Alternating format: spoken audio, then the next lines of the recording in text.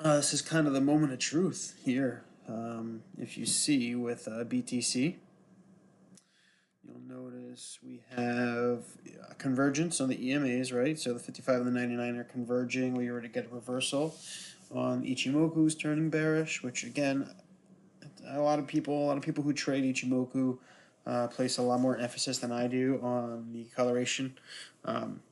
It's an indicator. That's all it is. It's another potential tool, something else that says, we might turn bearish here. There are a few calculations and a few averages that point in that direction. And it's essentially looking at the same thing we are with the EMAs. Right? The way Ichimoku calculates its data set is kind of similar to what we do when we're looking at the averages and how they're converging, diverging, or progressing in an upward or downward trend. In this case, they're turning downward, they're converging. We have the 55 and the 99 getting closer, with the 55 coming down along with the price action. So we're going to have to see how this plays out, but essentially we can make a strong move up. I'm not saying that I'm bearish right now, but my confidence isn't particularly high. But we're going to make a decision either way pretty soon, because we are going to have to make the jump if we're going to make it.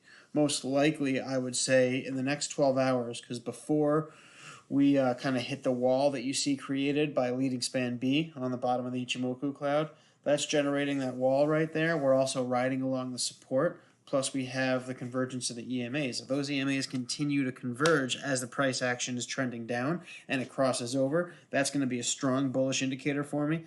My Ichimoku model is very, very accurate, and typically when I have the EMAs converging and crossing over to a bullish or bearish config, that's the strongest indicator that I have in my toolbox most of the time. So if we do get that crossover, I'm going to be very pessimistic. I'll probably avoid getting into any new trades, and I'll just move up my stop losses. So if I do get stopped out on my open trades, I'll get as much profit as possible.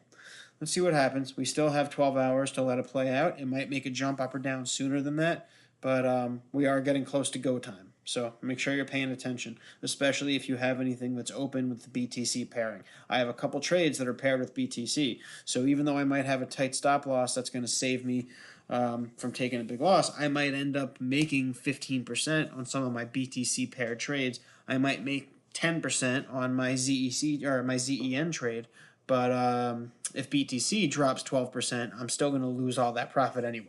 So you have to make sure you're paying attention. If you're only in USDT pairs, it doesn't really matter. If the market takes a tumble and everything goes down 20% and you're getting stopped out in profit, you're back in Tether, so you're safe, you're good to go. But if you are paired with the other alts, you really have to make sure you pay attention, especially when we're getting to a point like this where we know there's going to be a substantial decision coming up.